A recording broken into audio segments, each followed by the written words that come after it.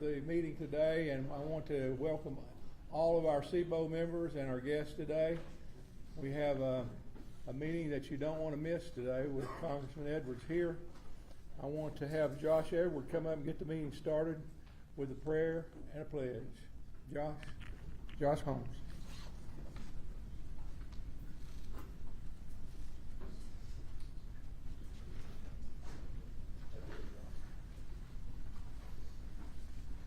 Good morning. Let us pray.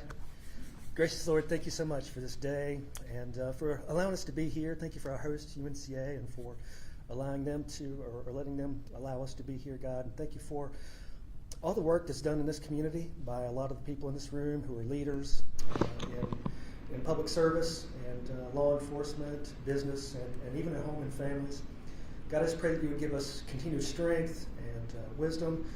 It's been a unique season here in Western North Carolina since Helene and wildfires and unrest and uncertainty, but we pray for continued strength and perseverance such that we might be strength for others, God. And I pray that you would continue to be with us in all that we say and do, and let it be pleasing in your sight.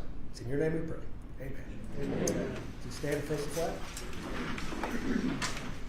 I pledge allegiance to the flag of the United States of America and to the republic for which it stands, one nation, under God, indivisible, with liberty and justice for all.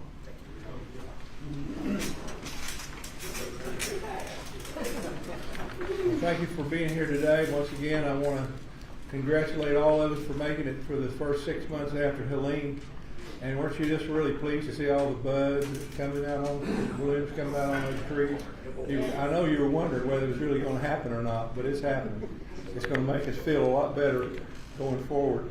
I want to first of all, before we introduce our congressman, recognize Bo Hess with the Asheville City Council. Bo, you want to wave to us? There you are. Thank you for being here with us. Is there any other elected officials here with us today that I have overlooked? Okay. Well, it gives me the great pleasure to introduce our congressman.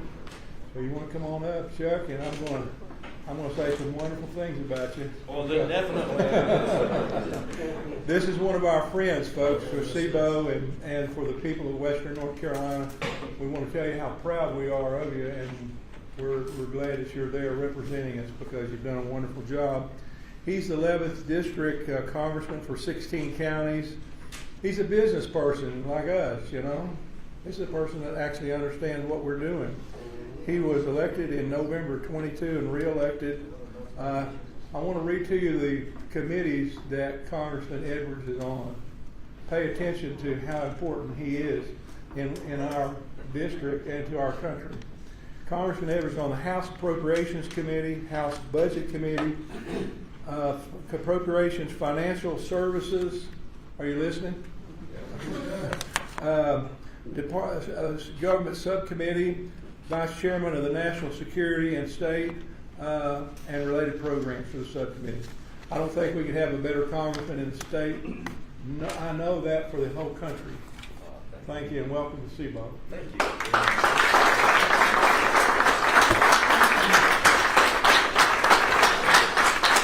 Oh my God.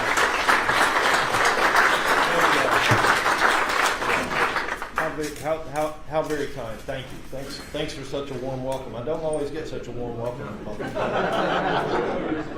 It certainly is a pleasure to be among fellow business people, and definitely I'm happier to be back here in the district as opposed to being in Washington, D.C. right now, although we have an awful lot of work to do.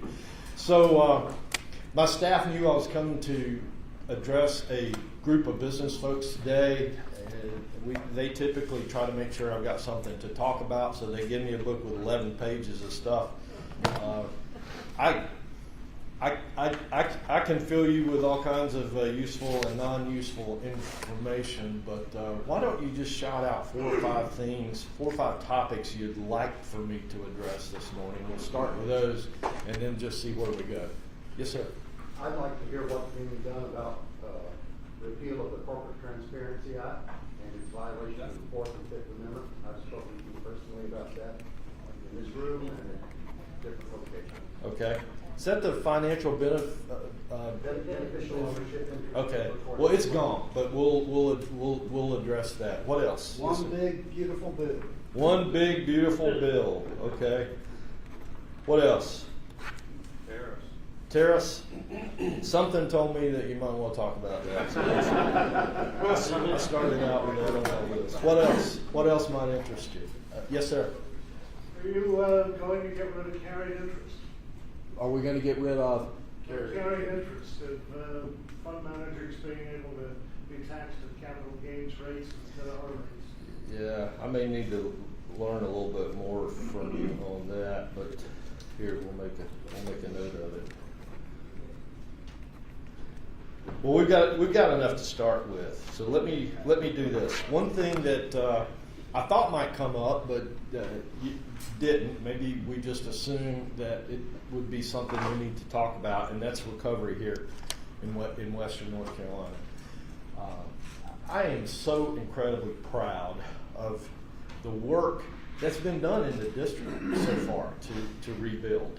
A good portion of that is the ingenuity of neighbors and churches and nonprofits and contractors, NCDOT. There's been so much work done here to help rebuild, but there's still an awful lot of work to do. I don't know if I've had a chance to tell you this story or not, but President Trump brought his first trip, or on his first trip on Air Force One, after being sworn in, he came to Western North Carolina. I was incredibly honored to have been invited on that trip. And on that trip, we're standing around the conference table, and he was asking me, he goes, "No, Chuck, what are we going to find when we get to Western North Carolina?" And I was very honest with him. I said, "You're going to find a bunch of hardworking, resilient people that have been pulling together and helping our area recover. But you're also going to find a group of folks that are extremely frustrated with the bureaucracy that we've faced in our state government, in our federal government, with FEMA and other agencies." And he went on to ask, "What are you talking about?" I gave him several examples, and the key example there is from day one, me and my team went to work with other members of the House, and we put together a good package, a good financial package to help rebuild Western North Carolina. I was the author of the $110 billion natural disaster relief package. And that passed on December the 20th, and now there's $110 billion in the hands of different federal agencies. It's beginning to move to various states, including North Carolina. About $20 billion of that is specifically formula-based for Western North Carolina, and we have access to another good portion of that. But it's very difficult to get that money out of the hands of government into the hands of the folks that most need it. And so I was describing these issues to the president, and he said right then and there, he said, "We need a special task force to accelerate rebuilding Western North Carolina. Chuck, you're on it. We're headed to your district." And he looked at Michael Watley. I don't know if you all know Michael Watley or not, but he's the head of the Republican National Committee now. He said, "Michael, you're in charge of it." Michael Watley's eyes got really, really big. His chin hit the floor, and I could read his mind. He's going, "I don't know anything about natural disasters or recovery, but okay, the president wants this. This is what I'm going to do." And then at the same time, the president appointed Representative Virginia Fox and Tim Moore to this task force. Well, I've not been wasting any time at all. I've not asked for the task force to convene. No one's yet called me and said, "Chuck, what do you think we need to do?" But because I feel like I've got a good handle on it. I've been hearing from you. I've been hearing from constituents. I've been hearing from local leaders here in Western North Carolina. And so I have put together my own report that I intend to get on the president's desk Tuesday. if everything goes according to plan. We finished the report early this week. It's gone to print today. We're going to hold a press conference in D.C. on Tuesday, and I intend to have that report on the president's desk Tuesday, asking him for some specific things that we believe that he can do to help us ignite and go to a new plateau to rebuild Western North Carolina. And it includes things like 100% federal cost share for rebuilding our roads. Francis Scott Key Bridge got 100% cost share because of the manipulation, if you will, of some folks in the House that were really successful at lobbying behind the scenes. I'm going to be right out front and ask the president to help me get across the finish line a package that North Carolina would get 100% of our roads covered. And it would include other things like accelerating the plans that are required by local governments and the state of North Carolina to be approved through different agencies. It's about a 62-page report. We've wasted no time, no effort with it, but I feel that it's going to be received very favorably by the president. He, after all, asked my opinion, and I'm not going to be shy about giving it to him. So I wanted to lead with that. Tariffs. Somebody brought up tariffs. There's been a lot of things said, some misconstrued about tariffs lately.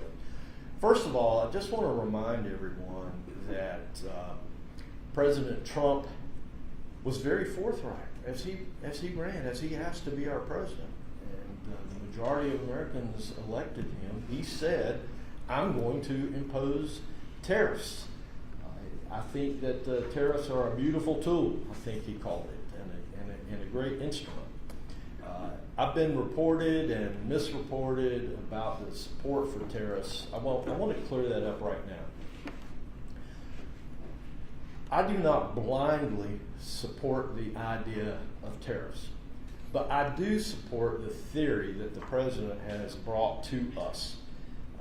He campaigned on it. The American people elected him based off of tariffs. And I just want you to think of who we're dealing with and the history of President Trump and tariffs. President Trump is the master. He's the author of the art of the deal. And with everything that he does, he considers it a negotiation. I believe that the American economy has been ignored far too long by our outside interests. And all of you know, I mean, most of you are business people. You know that if you're going to negotiate for anything, and let's put this in terms of international interests. If you're going to negotiate for bordering countries to do their part to secure our border, if you're going to negotiate for folks or foreign countries to do their part to prevent drugs from human trafficking from coming across the border, if you're going to negotiate to get other countries to do their fair share in supporting NATO or defending Ukraine, if you're going to do your fair share in balancing some of the differences in trade, many of which are unfair to the U.S. because of various regulations and labor rulings, you've got to have leverage. And if you don't have leverage, you create leverage. That's what I think that we see taking place in the White House right now. I firmly believe that we have a president that recognizes that change is hard, but also in the interest of creating deals with other countries to protect our interests, knows he's got to have leverage, and he's looking for, as every successful negotiator is, a win-win proposition. I was interviewed last night by a Canadian television station. Not that I have any ties in Canada. I did this as a favor to someone else, a caucus that I'm a member of. They asked me to talk to these folks, and it was as though, and quite frankly, it was me defending the honor of the United States against Canada. And I explained to them that this was an opening move. The tariffs I interpret as an opening move to create the leverage that's necessary to get Canada to do some things to help both themselves and the United States and create a stronger and better world. I believe that we owe it to the president that we elected under the premise that he was going to be imposing tariffs to give it a chance. Someone asked me, well, how long do you give it? I can't set a hard, firm rule on that. I believe that we need to closely look over the president's shoulder, listen to the negotiations that are going on, and looking at the results of tariffs, and then make up our minds. And then if I need to go back to the president and say, I want you to rethink this or rethink this, then I'll certainly do that. In fact, I've had the textile industry come to me already and ask for some help. And I went to the White House. I asked for that help, and we got a little bit of relief under some of the textile tariffs. The White House has been very, very open to listening to what I have to say, what other members have had to say, and I will exert whatever level of influence or pleas that I can as we move on to protect the interests of Western North Carolina. But I think that we owe it to the president to give it a chance. It's not going to be perfect. There's so much emotion out there right now. The Canadian television station asked me, well, your own stock market has crashed, and there's a company that has announced that they're going to lay off 900 people, to which I say, that's all emotion. Not 1 cent of tariffs has been collected as a result of the press conference the president had the day before yesterday. And yet folks are out there saying, I'm going to lay 900 people off. Well, there's probably some other reasons, and we were probably going to hear that announcement anyway. The stock market has reacted.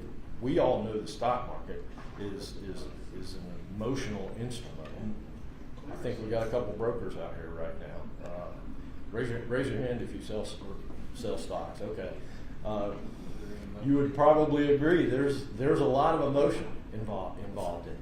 But I think that we owe it to the president to give these a chance, but we owe it to be honest with the president too on what the effects are having here in Western North Carolina. If you've got more questions about that when we get to the questions and answers, then please do that. Doge. I've got to talk a little bit about Doge. So much of that is being misconstrued.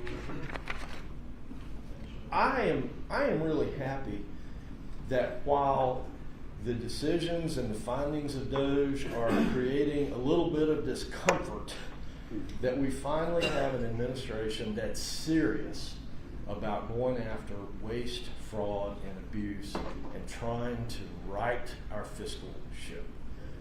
It is.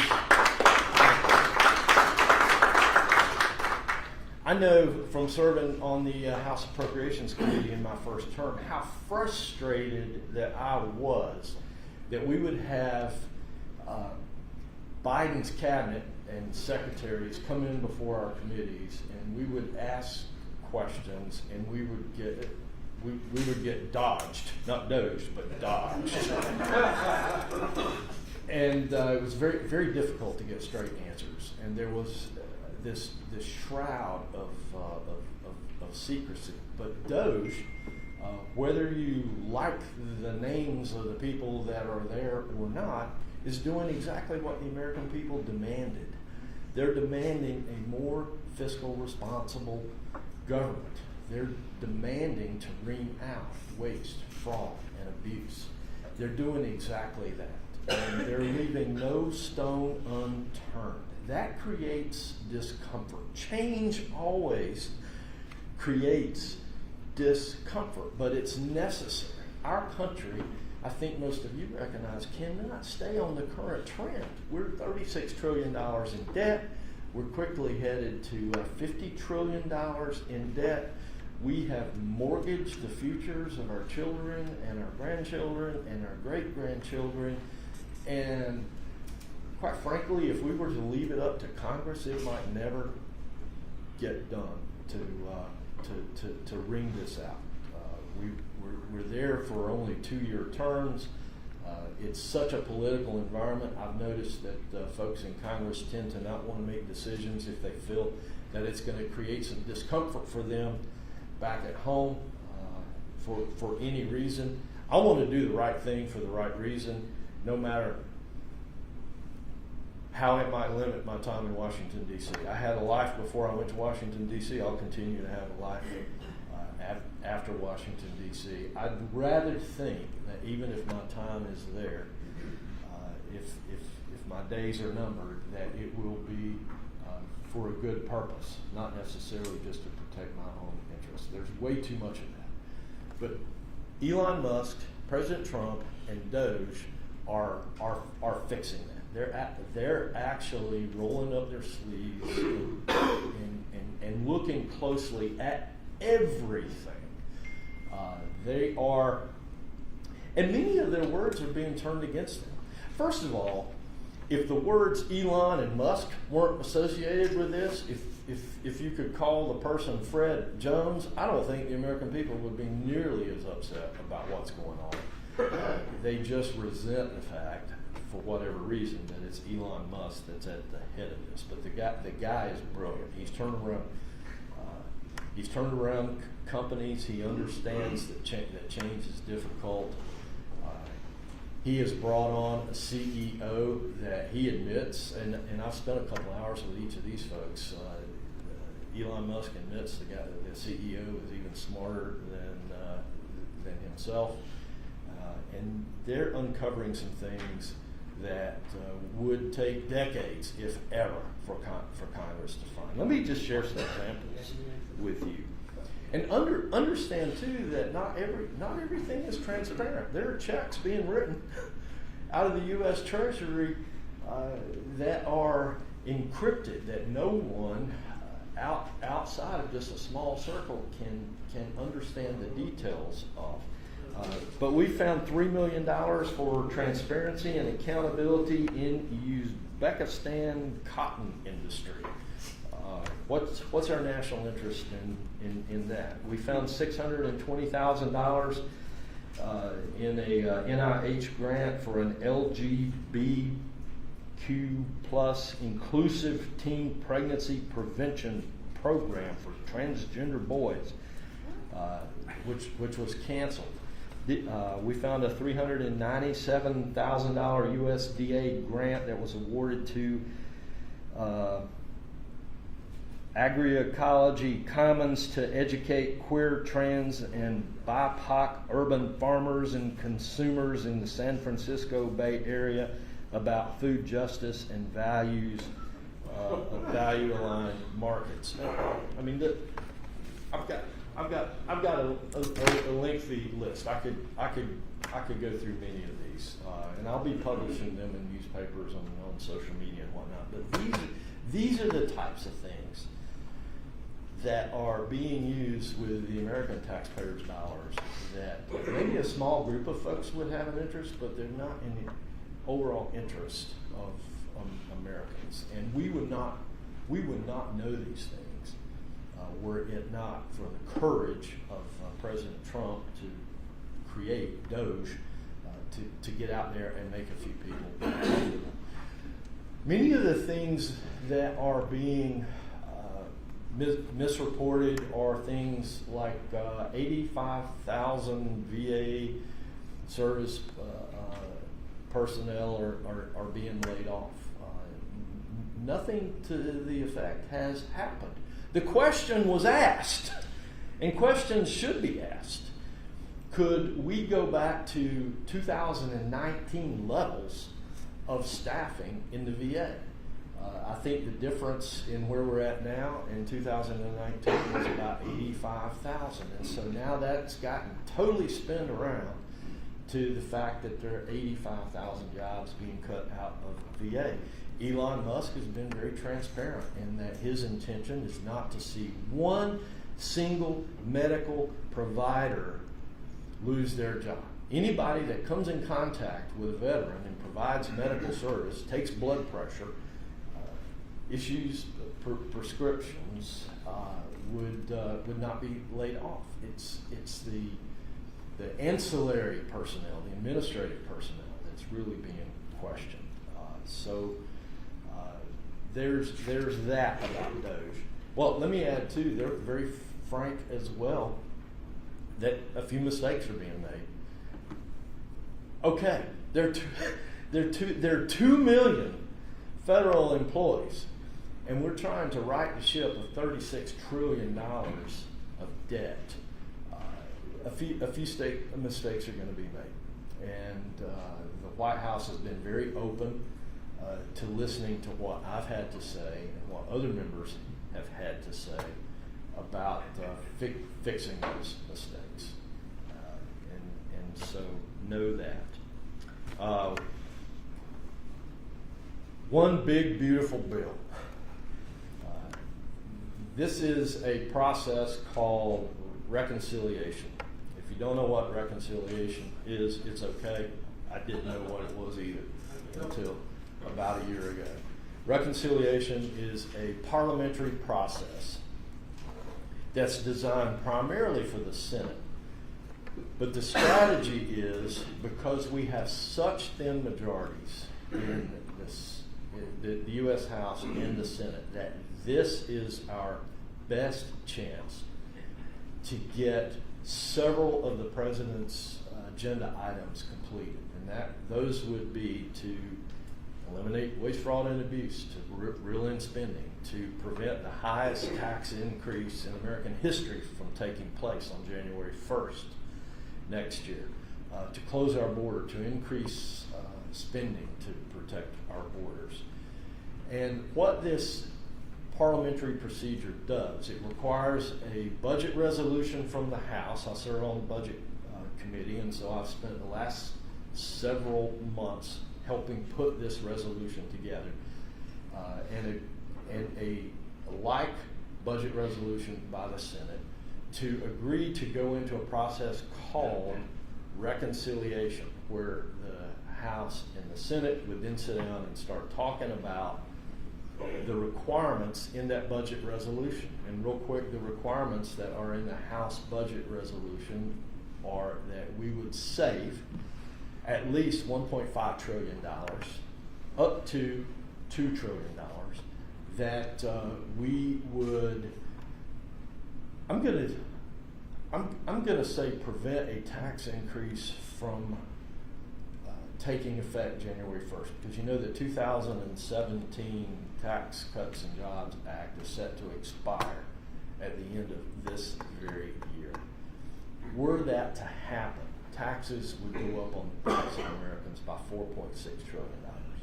And so to not renew those tax cuts from 2017 would be imposing new taxes on Americans at a time that we just simply could not absorb that. The American families are going through way too much stress right now. A lot of folks want to say this is only for the rich. Nothing's further from the truth. The reality is anyone making less than $200,000 gets a far better tax cut than folks at the top of the scale. But reconciliation is our process to agree for the House and the Senate to talk under the parameters that we set. And we give the committees of jurisdiction each a particular set of instructions. For example, Energy and Commerce, which oversees Medicaid and health care, has to save $880 billion over the next 10 years. We believe that we found a way that we can do that and never touch Medicaid. You know, there were a lot of folks coming out immediately saying, well, that just means you're going to cut Medicaid. Nothing is other from the truth. That's just the way that the media spins this. That's just the way that the folks that want to argue against the bill spin it. I've sat on the House floor and I've listened over and over and over again from arguments from the other side going, you can't do this without cutting benefits to poor people. We believe that we can. And again, I ask you to give us a chance to do that, and then we'll judge after you see the reconciliation package. But reconciliation allows an easier process for spending bills to make it through the Senate. It's all about the Senate. They're the troublemakers over there. And that eliminates two key provisions. One is reconciliation eliminates the filibuster rule. We've all seen in the last few days how that can certainly drag down our progress. And it requires a vote of a simple majority and not 60 members, which we think would be really tough in today's economic climate. So that's one big, beautiful bill. You see a lot of talk about should it be one bill, should it be two bills, should it be 6 bills. Personally, I could care less, just so that we get the things done that the American people demanded back in November that we get done. Those folks that are far better at political strategy than I believe we stand a better chance of getting all these things in one bill, because some members are going to vote against a bill because it cuts too much taxes. Some people are going to vote against it because it doesn't cut taxes enough. Some people are going to vote against it because we save too much money. Some people are going to vote against it because it doesn't save enough. But there's enough in the president's agenda, in the American agenda, that are important to most members of Congress that we're not going to peel off from one bill because of some minute details that we might not agree with. So the strategy is, and because most everybody wants to see the border closed, that's not necessarily a partisan issue. Folks from the other side of the aisle now have decided the American people want the border closed, and they're on board. And we feel that might be one of the kingpins in this one big, beautiful bill to bring more people on board, because the American people are demanding it. I heard somebody ask about the Corporate Transparency Act, or I'm going to call it the Financial Beneficiary Ownership Rule, which is an onerous rule on small businesses in particular to have to file unbelievable forms every year and disclose who are the owners and who are the clients and all that sort of thing. My phone has run off the hook since I got elected to Congress with folks that are concerned about this. That rule has now gone away as of 2 days ago. Actually, it's been suspended, hasn't it? The bureaucracy has suspended it, and they can reinstate it on the first day of the 120th. And so, yes, so that rule has gone away now under the ruling of FinCEN. But know this, I haven't gotten to this point yet either. But this is a good time to interject. So much of what's taking place in Washington, D.C. right now was never intended by our framers. I don't believe they ever intended for Congress or the American people to give up as much authority as we have given up to the administrative branch over the years. And so what we see taking place right now is the will of a president coming in and with a stroke of a pen issuing executive orders and giving directives to agencies to impose their wishes through agencies on the lives of Americans. And that's been this huge pendulum that we've seen going on for the last few decades. This Congress recognizes that has to come to an end. And so we're working to codify many of the rules and regulations that we see that we're having to work through the executive branch now to overturn. So that's a real good point. Okay, so I'm going to stop right now and see if there are any questions. Who is the moderator here? I'm not going to call on somebody. I'll answer questions as long as you want me to. But you call on the person that you want to ask. HK, you got your arms up in the air. Let's ask the question. Don't give me any speeches now. That's going to be very hard, but I'm glad to see you come.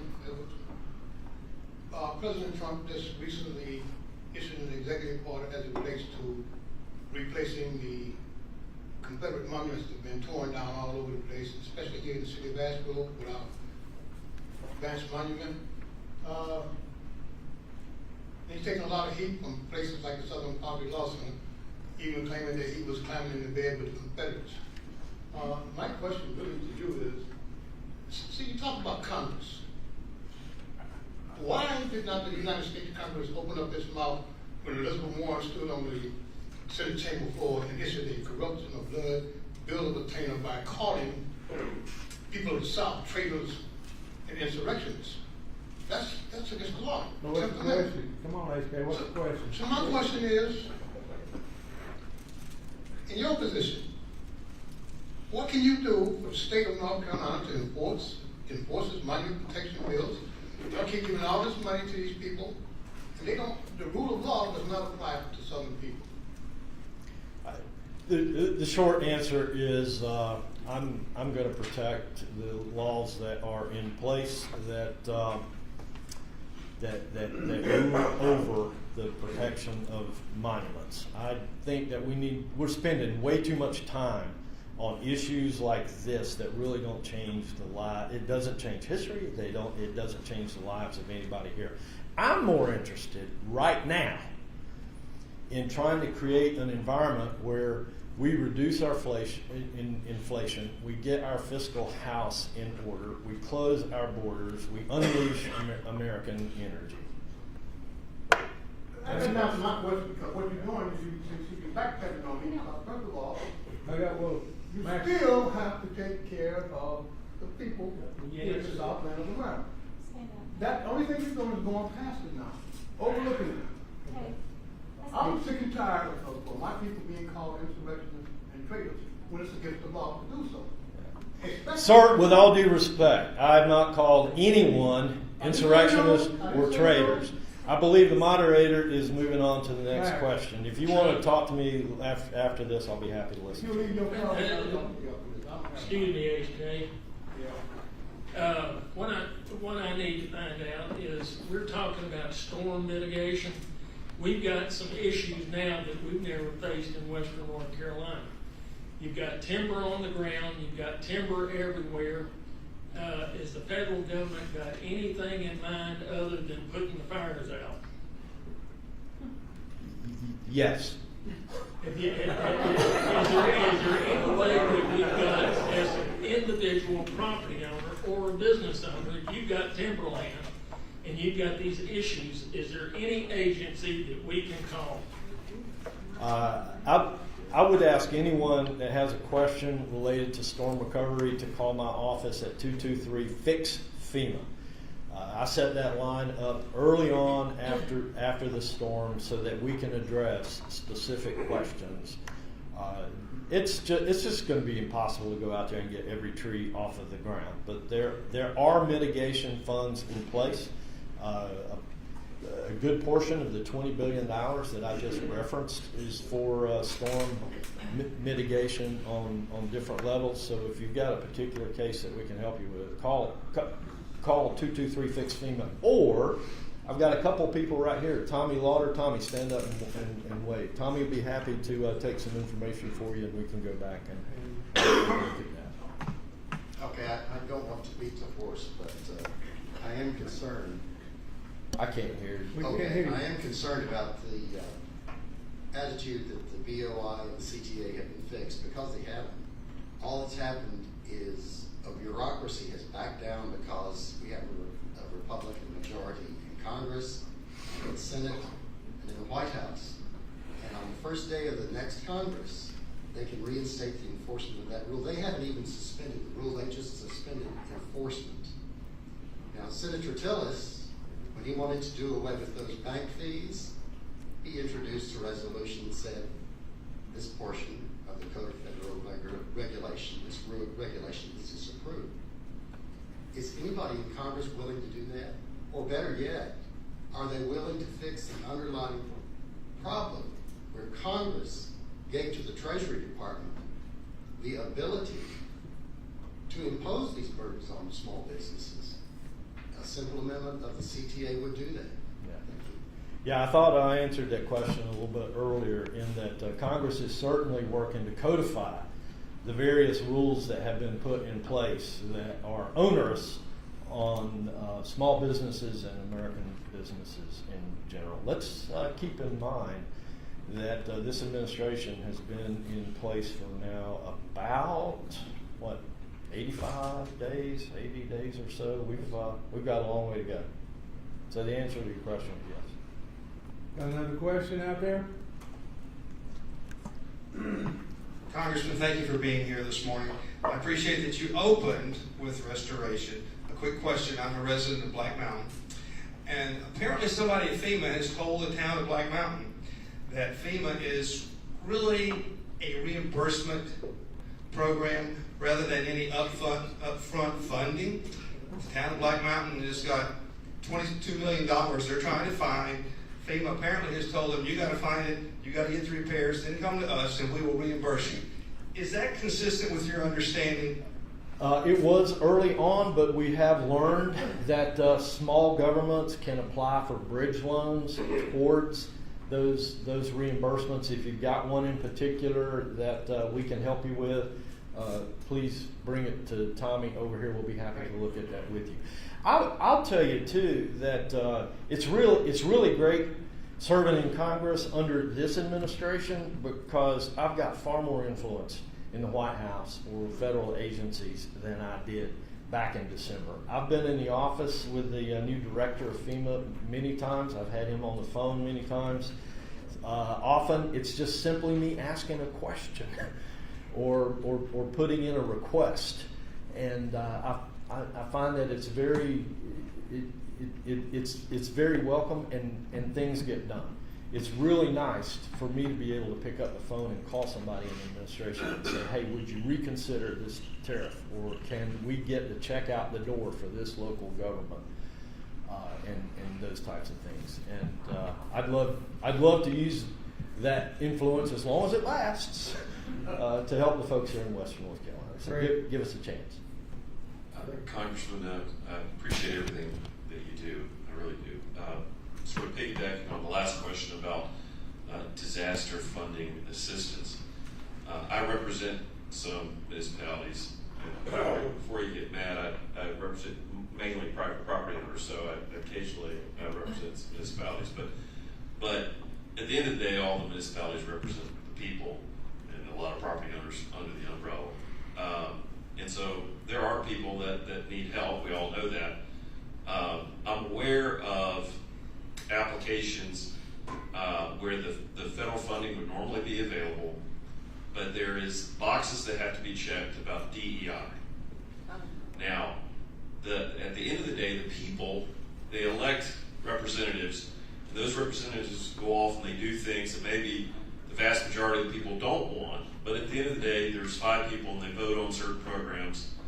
They may not get reelected, but at the end of the day, they will impose certain programs. And the people just have to go along with it.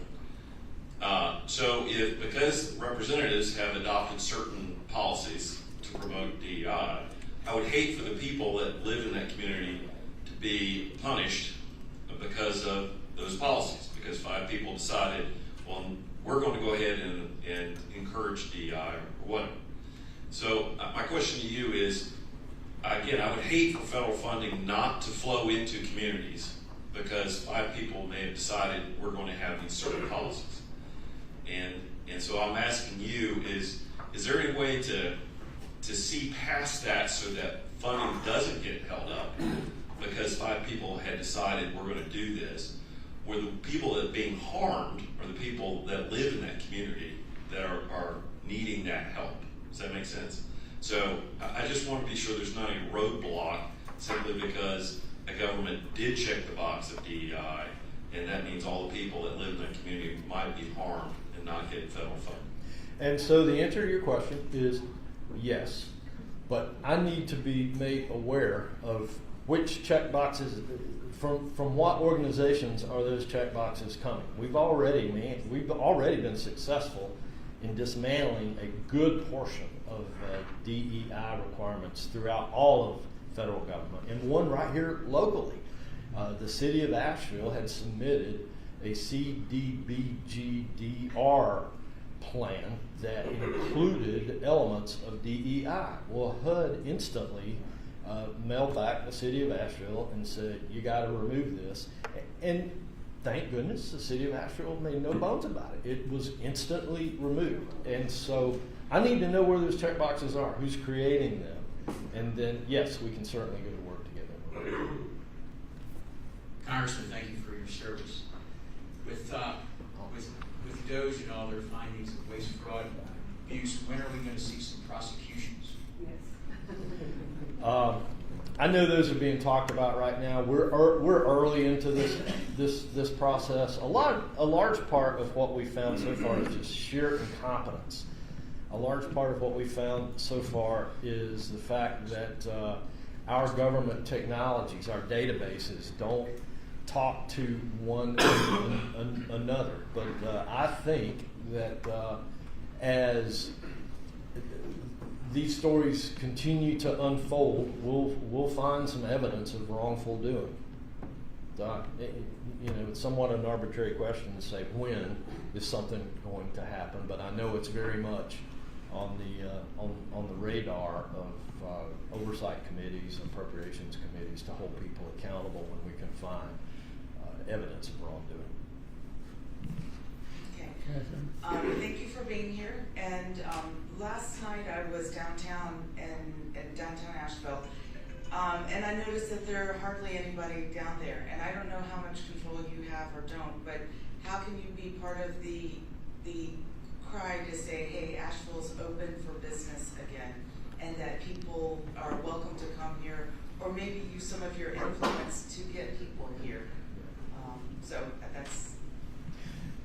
that is a great question, and I appreciate that. First of all, I keep finding little things, little signs of us being open or closed that I can add or remove. An example is just a few weeks ago, I was riding down 26 again from Asheville back to Hendersonville. And I look over as I pass the rest area, and it's still closed. It's still got FEMA trucks sitting on the parking lot. And so I picked up the phone, I called NCDOT, and I called FEMA and said, I want that rest area open. That is a sign to folks that something wrong is wrong here in western North Carolina. It took 3 days, but the rest area got open. And so there's little things like that I continue to find that I can do. My staff just met with Blue Ridge Parkway because we're hearing from a lot of local governments that sections of it being closed are disruptive to our economy. And so we got the response. Where's Chris Burns? Hi. Chris is the person that met with the folks at Blue Ridge Parkway, and he gave me a really thorough update yesterday when I asked him to go back and press them on why is it going to take 3 years to reopen. That is unacceptable. And he even reminded me in his update that Blue Ridge Parkway admitted they had all the funds that they need. It's unacceptable to have the funds that we need and say something is going to take 3 years. And so I asked Chris to go back and press them and say, why can we not hire multiple contractors to work on different sections so that we can accelerate that? Another thing that I can do and have done is I've gone to the state of North Carolina and was very influential in getting them to create travel and tourism funds specifically here for Western North Carolina to say that we're open for business. I know that your travel and tourism executive director was in Washington, D.C. this week talking about how to employ, how to utilize those. And so I think you're going to see a plan come out with those funds. Also, a good portion of the $110 billion disaster relief package that I was telling you about can be used to promote tourism. So I think we've done a good bit of that on the federal level and on the state level. I would ask you to get involved with your local tourism authorities and seeing what their plans might be, and give them your ideas as well. But you're absolutely right. There's been too much talk that Western North Carolina is closed. We need to keep reminding folks at every given opportunity that there are a lot of folks here We got about 5 ready, more minutes. willing, and able to take tourist money. We got about 5 more minutes for questions, so if you can think of one, let's get it out there. Well, Chuck, first, thanks for serving. To piggyback on her question, and we know in Asheville there's a lot of deterrents where even the churches are saying don't go downtown. Yeah. We know youth gun violence is up 255% in our county, and Buncombe is also a sanctuary county. What is going to be done to address the crime and the perception? I know being in the faith community, I hear pastors saying, don't go downtown, and no, we need to be downtown to begin to influence and bring a positive renewal to our city. What is being done to address our crime and also our sanctuary status? Yeah, on the federal level, what I can tell you is that at every given opportunity, I'm working to support our law enforcement and to create an environment of trust with our law enforcement. We've been successful in getting some funds for local law enforcement, City of Asheville specifically. I think that you bring up a good point, but it's a dialogue that we all need to have with local leaders. I wish there was a way I could pass a federal law that said, Asheville, be safe, and it would be done. If you find other things we can do, then I'm all ears. I'd love to hear that. It's going to take a while to dig ourselves back out of the hole that unfortunately was created 5 years ago. Congressman, this is small potatoes in some respects to all that's going on, but the student loan question has floated around and batted around. And in my own office, we've had several people, we have a number of tenants that have student loans.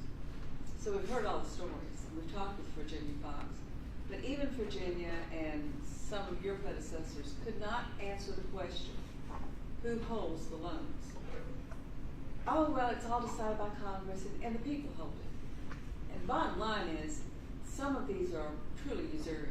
They have monetized the interest, they have lied to the students, and if in fact Congress, meaning your compatriots, control those loans, a logical step could be made to require them to be paid back, but to do something about the shell game on the interest. I feel like at some point, some relief has to be given to the student or the borrower, as well as to whoever holds that note. Because I know if I held a note and somebody came to me and offered me cash to pay the thing off, I'd probably take it. And I know of at least 2 cases where that offer was made and they said, well, we can't do it. You have to pay it like it said. You can't pay that off. So someone up there needs to find out who's holding that note and who's making decisions. And we can't get a straight answer. I've been trying for 4 years. And so here's what I know. As a business person and serving in government, I have to understand the specifics about a certain circumstance to be able to answer a question. So if you've got one, if you've got a person with a loan that is trying to pay it off, then see Chris or Tommy over here and let me dig into it. I can't imagine that anybody from Congress could say, here is one person or one entity that's holding all the notes. But if you've got somebody that you would like for us to look into, and there's so many different agreements out there too, I'd be happy to do that. Congressman Edwards, as you know, Asheville's economy is based largely on tourism. We were severely affected by the hurricane and been struggling ever since. Now with tariffs being imposed by the federal government, there are fears and people are emotional about the concerns of a possible recession. That could result in them unwilling to spend their discretionary funds on tourism and travel. What is being done to counteract that fear, that emotion that they may have?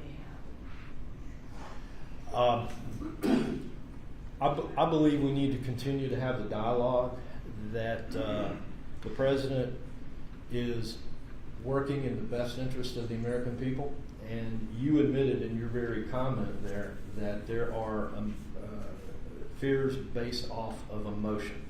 I think we need to give as I mentioned in my early comments, we need to give the president the opportunity to implement these and to display to us that the tariffs are getting the desired result. I think the desired result is that we count on foreign entities less and we count on American manufacturers more. And we need to give the plan the opportunity to work. And we need to dispel the emotion and ask for people to look at the facts. Okay, that's all we got for today, folks.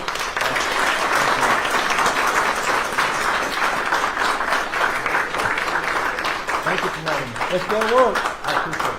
Let's go. You know that.